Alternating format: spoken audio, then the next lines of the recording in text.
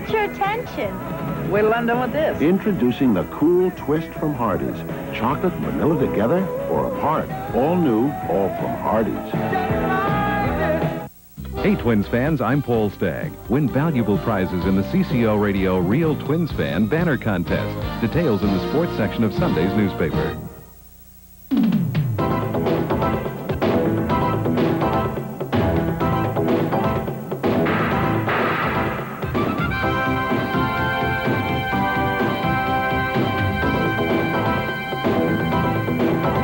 Our magazine. Now, more than ever, you can't afford to miss a minute. Our magazine returns to weekdays at 9, beginning September 7th on Channel 4. They're fighting men. Nothing's impossible. In the air. We flew without lights and had to trust our instincts. On the ground. Heard it's over a girl. And in the war. They're Marines living day to day. What do I have to do? For the Black Sheep Squadron, Sunday night on Channel 4.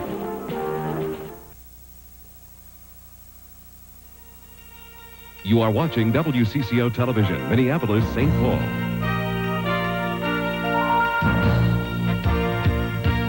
All today's news with Mike Walcher, Debbie Ely. Dr. Walt Lyons has weather. Tom Hanneman has sports. And now, this is the 10 p.m. report. Good evening, everyone. My colleague Mike Walcher has the night off. Wild weather hit parts of Minnesota this evening, and the Twin Cities has been under a variety of warnings tonight. Dr. Walt Lyons joins us a bit early with the details. Well, Debbie, there's a second severe weather season. It happens to be right about now in Minnesota, and we have a cold front roaring through the state, and that's triggering a variety of unpleasantries, shall we say. Twin Cities is in a severe thunderstorm watch now until 2 a.m. this morning. That has just been issued. Entire metro area is under it. At this moment, warnings are in effect for northern Anoka, all of Chisago, and southern Isanti County. And you can see some very heavy thunderstorms in that region moving northeastwards very rapidly. There's also a very intense thunderstorm that is now out in the general vicinity of Winstead that is just developing. So it's going to be one of those wild and woolly evenings. Everybody's under a watch until 2 a.m. Judging by all the sirens and the beepers I've been hearing in the Weather Center, it sounds like it could change even between the time we talk to you again. Oh, yes. This is late-breaking stuff here. Okay. Some sad news from Hollywood this evening. Actor Lee Marvin died today in a Tucson medical center. A spokesman said Marvin died about noon of a heart attack after a prolonged bout with a flu-like illness. Marvin was one of Hollywood's best-known actors, playing a variety of tough guy roles, from the drunken cowboy in Cat Ballou to the commando in The Dirty Dozen. In 1979, he was involved in a palimony suit filed by a woman he lived with but never married. Lee Marvin was 63 years of age. Thousands of people concerned with street crime gathered in downtown Minneapolis and marched to take back the night. The march is becoming a tradition and a statement that citizens and not criminals should rule the streets. Daryl Savage has been covering tonight's march, and he joins us live. Daryl? Debbie, the 8th annual Take Back the Night march is making its mark through much of the downtown Minneapolis area tonight. I'm in Loring Park, where the march started just about an hour ago, and it'll be ending up here a little bit later tonight. We'll show you some of the pictures of that march in just a moment, but now a look at what happened earlier this evening. You must promise not to leave. Musicians greeted the people who started showing up here about 4 o'clock. They were young and old, men and women, and their purpose was to speak out on violence against women and children. Many of the entertainers say they've been raped or abused themselves, and this is the best way to let people know about the problem. The marchers were set to take on a new challenge this year by walking through the Phillip neighborhood plagued by serial murders earlier this year. For my neighborhood to hear very loudly and clearly that violence is not accepted, and that Indian and white women and other women of color are working together to end violence toward women and children. We've come a long way, baby, but we have a long way to go. I think it's very important to understand that some of the same old problems exist, like family violence, like street violence, like rape, are still very much with us across the country. Then it happened, a several block-long show of support. It started raining just as the march started, but it isn't dampening the enthusiasm. An estimated 8,000 or 9,000 marchers. This is the first time the route was through a neighborhood and not just downtown. Many people joined the march when the group went down Franklin Avenue. The event has gotten bigger every year for the past 7, and tonight is no exception. And joining me now is Roseanne Zimbro, one of the event's organizers. Roseanne, can you tell me the importance of having this annual march? The importance of having this is so that women can walk safely in the street at night in Minneapolis or St. Paul. We do this every year in hopes that they take this feeling that they've gotten tonight in marching and can use it throughout the year if they're ever in a threatening situation. What does it tell you to see the number going up steadily year by year? It tells me as an organizer that we're doing a good job, that the public is aware that, you know, this organization does this once a year, and they come out and support us in this event that we do. What is the role of men in the organization? Now, I know you want their support, but also out here tonight while people were singing, you had a section for men and women, and you had a section for women only. Why do you do that? We do that because women need to gather together as women and feel power in numbers. And so this is one day out of the year, again, that they can do this. And so we ask that men understand this, that we need to gather as women and to do this one night. And also our first part of our march is women only. And then after that, it's the mixed section, you know. And lastly, you're going to do this again in the future? Oh, yes. It'll be going on every year that we can think of, that we're planning on doing it. Thank you very much. Once again, Roseanne Zimbro, one of the event's organizers. Now, the Take Back the Night movement started in West Germany back in 1977 and was evidenced tonight. It's getting a strong foothold now here in the Twin Cities. Debbie? All right, Daryl, thank you very much.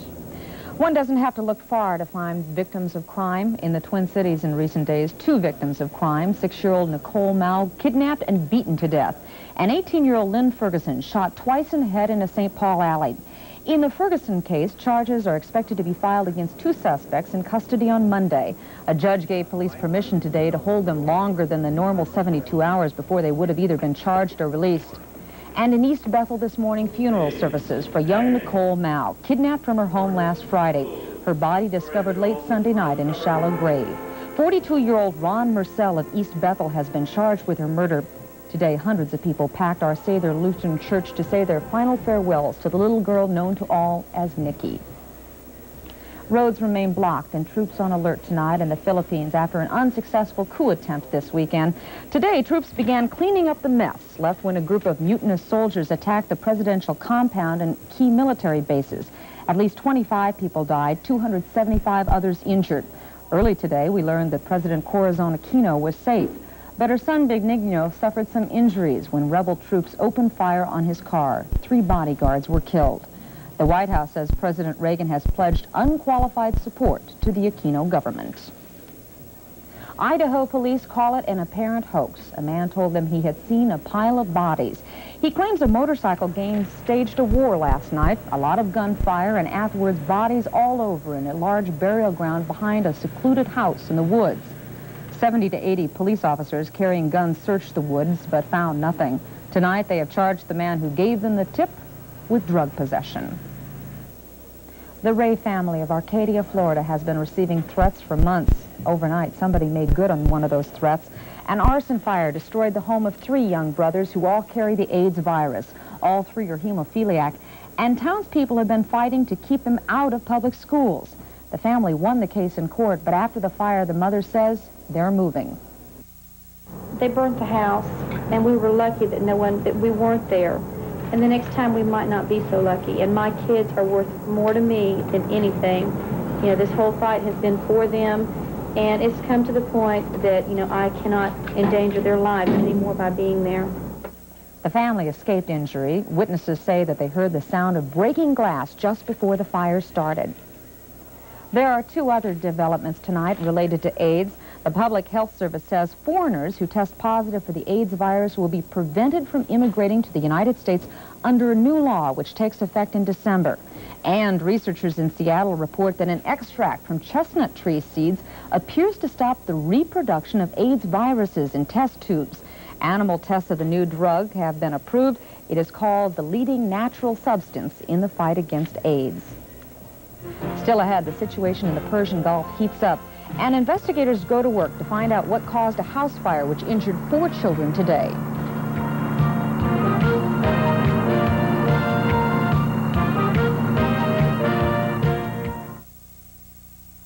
Operator, I've been calling this number.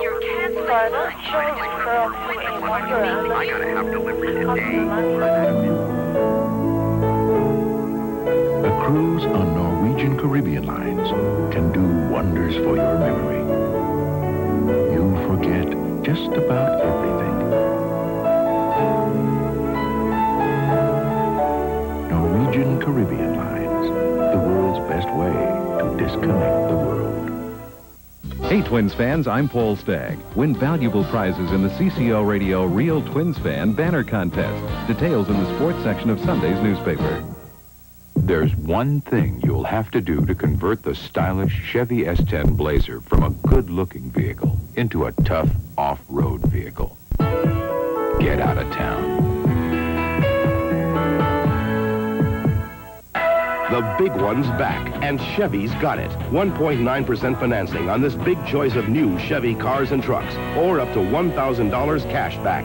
The big one could be the best reason to see your Chevy dealer now. New Chicken Little, New Chicken Little, New Chicken Little, I need you so. oh, I Love your 11 herbs and spices, love you, and your price is so low. my lover, My darling Chicken Littles, is so strong. I found you at Kentucky Fried Chicken, I love her, and I'll never let you go. love you. New Chicken Little sandwiches, you cost just a little, but people love you a lot. 4 children from North Minneapolis hospitalized tonight with serious injuries they suffered in a duplex fire. The fire broke out last night at 1322 Emerson Avenue North. Pat Kessler picks up the story. By the time firefighters arrived, the blaze had spread from the second floor to the attic. The mother was at work, the father was at home and suffered minor smoke inhalation. The children were crying for help. We were in the house and we could hear kids screaming, so we came out, and the woman that lives downstairs was trying to get the kids upstairs out, but she couldn't because the doors were locked. The kids were pulled unconscious from the fire, but they're going to be okay. Seriously injured from smoke inhalation was Derek, age 2, Candace, age 3, and John, age 8. 8-year-old Tamisha was described in stable condition. By this morning, it was quiet again, but neighbors say there is great damage, both physical and emotional. Downstairs neighbors heard the children and tried to save them. The oldest girl, Tamisha, was calling out to me. She was saying, Ricardo, help me, help me. And I said, well, where are you? And I ran back down the stairs and ran around the back side of the house. Daniel says he frantically knocked in the back door. She was here. But at that time, the smoke rushed out of the room, and I fell backwards on the floor here. You know, and I got up and I was calling out, Tamisha, where are you? And her voice stopped. You know, and I said, Tamisha, you know, tell me where you are. You know, let me help you, Tamisha. Daniels was just 2 steps away from the kids, but couldn't reach them. He was pulled off by firefighters. You know, the eeriness of her calling out to me like that, you know, that'll echo through my mind probably the rest of my life. The children will stay in intensive care at least until tomorrow. Fire officials have not determined what caused the blaze. Pat Kessler, WCCO Television News. As if to add insult to injury, Vivian Gilbert said that after the fire, someone vandalized the family's home and took a VCR. The Gilberts have no insurance. South Korean police are tonight reporting a bizarre discovery 50 miles south of Seoul. 32 people of them, some of them children and most of them bound and gagged, were found dead in a factory today. Reports say that 4 men and 28 women were discovered in the ceiling of a factory cafeteria. Police say that they are looking into financial or religious motives for the slayings. A television reporter on the scene says it appears that one of the victims poisoned or strangled others before killing himself or herself. And in the Persian Gulf, Iraqi warplanes today shattered an informal 6-week truce by attacking Iranian targets throughout the Gulf. 3 oil installations were hit and a tanker set ablaze by the coordinated strikes. Experts say that Iraq resumed the attacks because Iran was able to boost vital oil shipments during the lull in the Gulf fighting. Iran promised a tooth-crushing response to today's attack. Looking at some other news in brief this Saturday night, in Cape Town, South Africa, a bomb damaged the offices of a labor federation, which has pledged to help the striking black miners. This after one mining company reported that its guards shot and killed 2 strikers. The situation could lead to a national strike. In Nashua, New Hampshire today, a funeral for an American soldier missing in action since World War II. Roger Carone was 19 years old when he died in the Battle of the Bulge 42 years ago. His remains were found in France last year. And President Reagan says the world is closer to peace. The president says an arms deal with the Soviets is very close, and he credits his own defense policies with bringing the Soviets to the bargaining table. No visit to the Minnesota Fair would be complete without a walk past the politicians' booths. Most of the politicians offer the standard fare of buttons and bumper stickers, while others hand out peach-flavored milk products or tips on diet and nutrition. The elected officials and their supporters who work the fair say their time is very well spent. At the end of the 10 or 12-day period, 8-10 hours a day, I have a real sense of what Minnesotans are interested in. Washington in itself is rather an island, and they have to find out what the folks back home really want and think. And this is one way of doing it. Politicians say few voters go to their offices, but almost everyone attends the fair. And speaking of attendance at the fair, the attendance seems to be higher than this time last year. Opening day crowds set a new record, and Friday's figure topped 108,000, compared to a mere 77,000 on Friday of 1986. Fair officials say that today's crowds are about equal to those of a year ago. Figures for today's attendance won't be out until tomorrow. Some Minnesotans gathered today to relive the making of our Constitution. More than 50 doctors, lawyers, farmers, students, and housewives attended a mock constitutional convention at the state capitol. Delegates debated the first article, adding and deleting some of the language. The mock convention sessions will continue through mid-September, the 200th anniversary of the signing of our Constitution. Dr. Walt joins us with the latest on the weather. The latest is there's still plenty of weather. We're in a watch until 2 a.m. this morning for severe thunderstorms. We'll check the scorecard in just a minute.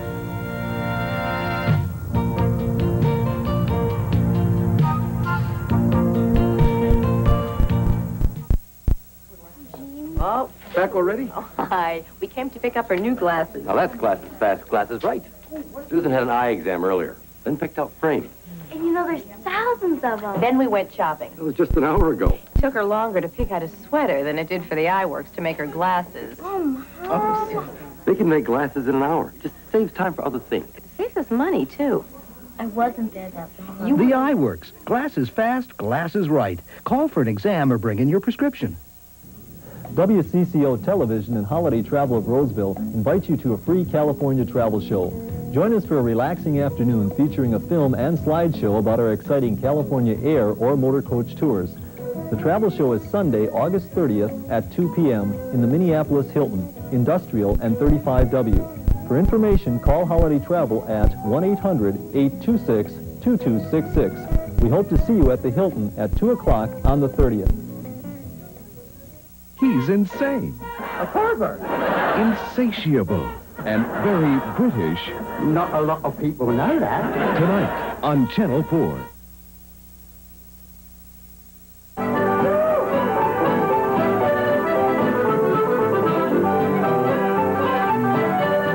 There was a little Irish and all who attended the 7th Annual Minnesota Irish Festival today at the Washington County Fairgrounds.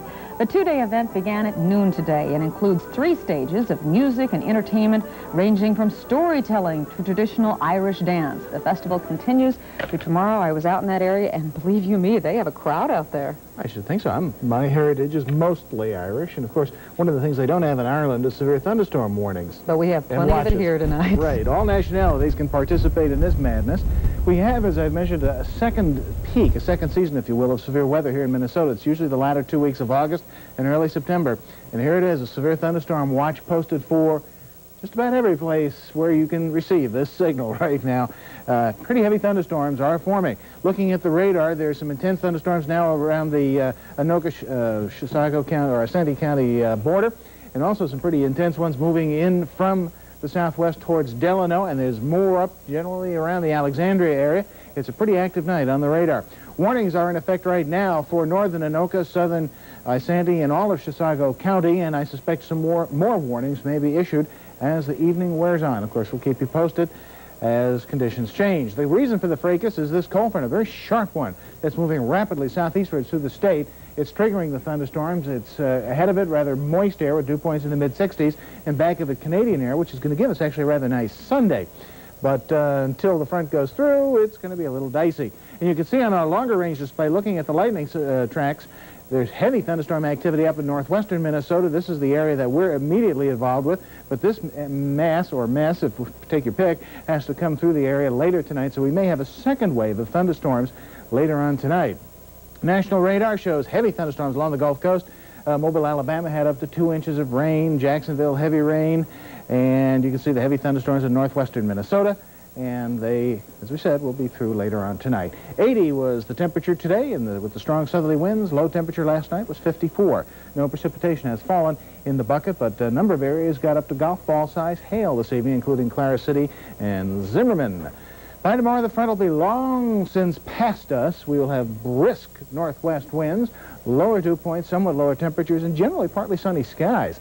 Doesn't look like it's going to be a particularly bad day. Precipitation tomorrow is going to be off to our east in Wisconsin, Illinois, and Iowa. Heavy thunderstorms along the Gulf Coast once again. Temperatures will be down, though. 60s in northern Minnesota, lower 70s in the southern part of our state. So you will notice a bit of a change after today's absolutely balmy and delightful conditions. As long as we're looking ahead, why don't we look all the way ahead for the whole month of September? It looks like this area will have warmer than normal temperatures. We're just right on the edge of it here in the Twin Cities. Of course, normal takes a dive beginning about now. As we look at September, you can see that the high drops from 77 to 65. The low slides all the way down to 42. Yes, it's been as high as 104, but it's been as cold as 26, which means it can snow, and it does sometime during the month of September. Normally we get rain, though, 2 3/4 inches, and it looks as if this region, including Minnesota, will have a drier than normal September coming up in the precipitation department. But time will tell. About 33 days, in fact. As far as the more immediate conditions, it is cloudy in the Twin Cities with thunderstorms all about. 76 at the airport, 59 the dew point, 56% the humidity. At the airport, at least, the winds are southwest at 20. The barometer is steady at 29.85. Forecast for tonight, thunderstorms, 1 or possibly 2 waves of them, then clearing later on tonight, low about 60, but the winds will swing into the northwest up to 30 miles an hour. Then on Sunday, partly cloudy, breezy, a bit cooler, high about 74 with blustery northwest winds, particularly in the morning. Then on tomorrow night, mostly fair, kind of cool, down around 50. Then on Monday, nice day, sunny, seasonably cool, high again, 74 degrees. As far as the rest of the week coming up, well, slight chances from showers on Tuesday. Then conditions will be a little bit on the cool side for the rest of the state fair, but not unpleasant, just might need a light jacket at times. Yeah, it's not bad. Okay. Yeah, let's get through tonight. She is one of the best skaters in the world, and she's from Minnesota. Jill Trenery of Minnetonka is the National Senior Ladies Figure Skating Champion. Trenery was the featured guest artist today at 2 performances in Edina at the ice show Skate Into 88. The second performance included a special production number saluting Minnesota hockey. Well, the Twins did something that they haven't done in a long time.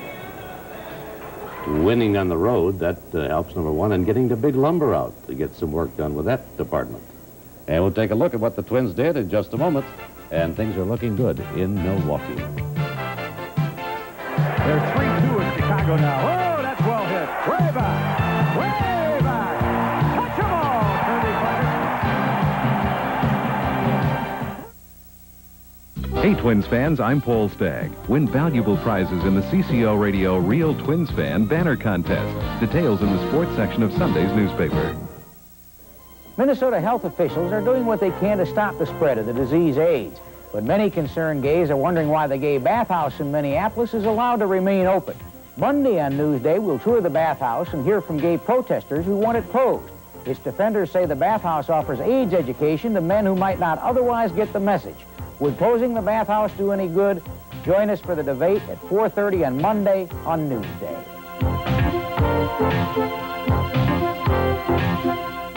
Okay, now the first thing you do when cleaning fuel injectors is to make sure you have plenty of Conoco unleaded gasoline. Yeah. Conoco's unleaded gasolines with Power Scrub clean your engine's fuel system. Right, then you spray the left. So your car runs smoother. And then you scrub to the right. With more power. And then you fire! Any questions? Get Power Scrubbed with Conoco unleaded gasolines. Songs to sing along with. From the Light FM, FM 103, WLTE. Listen to the Light FM at work all day, at home to take it easy, in the car to unwind, at night and on weekends to relax with the family and friends. Here's how we do it. No boring, sleepy strings, no elevator music, no blasts of rock, just hour after hour of songs to sing along with on the Light FM 103 WLTE. 1:02 to go in the half. Well, a rude welcome back to Tommy in the gridiron. Kramer did not have an especially memorable afternoon. 4 fumbles, an injury. And not only that, the Vikings lost to New England 38-27. We'll have more on the Vikings later, but first let's focus on a team that added a new meaning to the term roadkill. The Twins lost 9 straight road games going into tonight's contest at Milwaukee. The Twins are in the process of smashing that losing streak to bits. Gary Gaetti started the barrage with a first-inning home run, his 28th. The Twins haven't slowed down since then. They lead 12-2 in the 7th. Kirby Puckett hasn't hit the long ball in a long time, but this evening, Kirby blasted 2 balls out of County Stadium. He has 19 for the year. He's 4 for 5 tonight. The Twins didn't just use the big boomers to pile up runs later in the 5th. Lombardozzi brought home a pair of runs with a single to left with 2 outs. That made the score 7-2. There's Puckett's home run. However, Kent Herbeck reminded everybody after this 2-run single by Lombardozzi that Herbeck still likes to do things up in that big, dramatic way with that big bat of his. This time it's a huge round tripper, almost took the lights out in County Stadium. That 3-run shot made the score 10-2, number 33 for Herbie. He has 80 RBIs. The rubber match of the series is tomorrow afternoon. So here's how they stand. The Twins in Oakland are tied. Oakland 1. Kansas City next 3 games back. California 3.5 games out. In Baltimore, the California Angels edged the O's 6-5. The winning hit was provided by Rupert Jones in the 8th inning. Jones scored Bob Boone from second base. And the Twins got a little help from Chicago. A 3-run homer by Ivan Calderon of the Sox helped lead his team over Kansas City. The score there was 7-2. Calderon gave the White Sox a 3-zip lead here in the 5th inning. Now here are all the scores in the American League today. Oakland beat Toronto in 10. Chicago beat Kansas City, as we told you. California over Baltimore 6-5. Seattle and the Yankees split a doubleheader. Detroit beat Texas 4-1. And Boston and Cleveland split a pair. Well, a little hit went a long way for the Giants today. Jose Uribe of the San Francisco team laid down the bunt for a successful suicide squeeze, or was it? The suicide part of the play failed because Uribe was safe at first base. St. Louis pitcher George McGrain is in the market for a new bat. He lost his lumber, not in the seats, but under the seats. Oh, well, that's the way the old bat crumbles. All right, Atlanta and St. Louis. St. Louis the winner there. San Francisco beating New York 9-1. The Reds topped the Cubs 4-1. Pittsburgh over Houston by a pretty good margin. Montreal and L.A. scoreless in the first. San Diego leads Philadelphia 1-0 in the 2nd inning. Well, there was no joy in Mudville today. Irvine, California's Little Leaguers were crushed 21-1 by Taiwan. Taiwan scored all its runs in the first 3 innings. Far East teams have won 17 of the last 21 Little League World Series. Today, that was the most lopsided score ever. Tough going for Aaron Garcia of Irvine. Well, the Vikings lost 38-27 in today's exhibition game against the New England Patriots in the Metrodome. More important than that, the score was the fact that several Viking regulars were nicked pretty good by varying degrees of injuries. Now, we'll post the list after we talk about some of the highlights of the game and some of the lowlights as far as the hometown fans were concerned. Like the very first play from scrimmage after the Vikings kicked off. Quarterback Steve Grogan called for the flea flicker, which shouldn't have worked because, as you'll notice, Mosey Tutupu was hit at the handoff. But somehow he managed to reach around, flip the ball back to Grogan. That fooled everybody. Grogan goes for the free toss to Stanley Morgan. Then a field goal made it 10-zip New England. Wade Wilson then cranked up the Viking offense, throwing to his running back, scooping out of the backfield. 2 passes on the drive went to rookie D.J. Dozier. Here's one here, and he ran well after catching the ball. Darren Nelson caught a pass and ran it down to the New England 9-yard line. And from there, we see Wilson here tossing to Alan Rice, who scored by carrying a defender into the end zone. In the second quarter, the Vikings took a 14-10 lead, driving 80 yards in 9 plays. Doug Martin's quarterback sack forced a New England punt. The Vikings cashed in when Teddy Brown here bowled in for short yardage. Wilson retired and Kramer came on in the second period, but he was obviously rusty. 2 miscues led to 2 New England touchdowns before the half ended. The second score came on a pass from Grogan to Stephen Starring, New England 24-10 over the Vikes. Things went from bad to worse for Kramer in the second half. He was knocked out of the game on this collision here, recovering another fumble. Tommy had to leave the game. He suffered a pinched nerve, has some numbness in his hands. He connected on 3 of 10 passes for 53 yards while he was in there. Rookie Rich Gannon came in then, and again the Delaware quarterback looked pretty good. He tossed a pair of touchdowns to tight end Carl Hilton, closing the gap to 31-27, but the Pats came back with another score, making the final 38-27. Well, after the game, the Vikings offered a mixed bag of emotions. Buster Rhymes had the feelings of deja vu, Wade Wilson, rising confidence level, and for Kramer, self-criticism. The first thing came to my mind was when I broke my wrist. I was like, no, not again. But when I came in and they took the x-rays and said nothing was broken, nothing like that, then it was probably just a bad sprain. I felt better. That could be maybe 1 to 2 weeks. That's all right. Having this 3 weeks at camp, being the #1 guy, I think that's really deepened some confidence in the players and me. And we've played pretty well when I've been in there, so I think they have total confidence in me. I like to think so. Very rusty. Just need to get a lot more work, a lot more repetitions, and just need to get in more game-like situations. It just, wasn't good. It couldn't, had trouble getting the snaps several times, and wasn't good at all. All right, the wounded warrior list is pretty long. Kramer with a pinched nerve in the neck. Darren Nelson suffered a sprained knee, although it doesn't appear serious.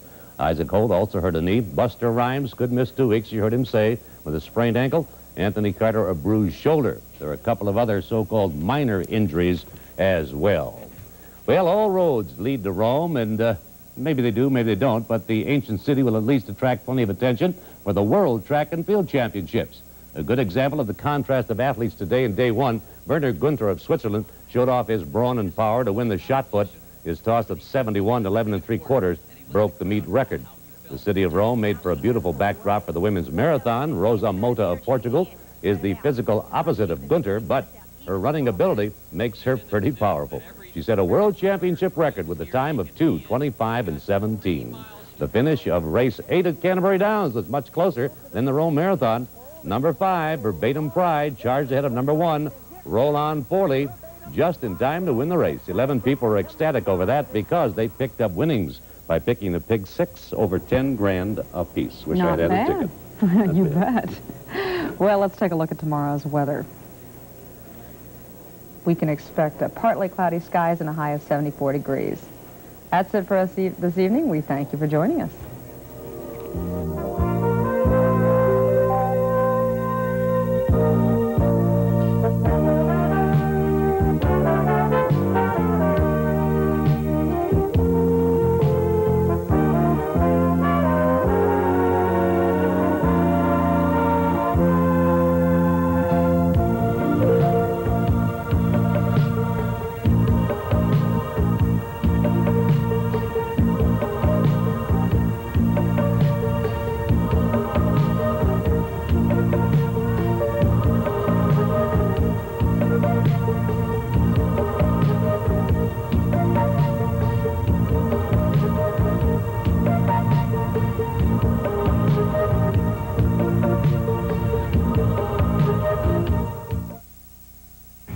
Game Fair, the outdoor sporting event for the entire family. Starting August 29th, WCCO's Don Shelby gives the big picture on bass fishing. Bring your dog, pack your bow or gun, and practice with the pros.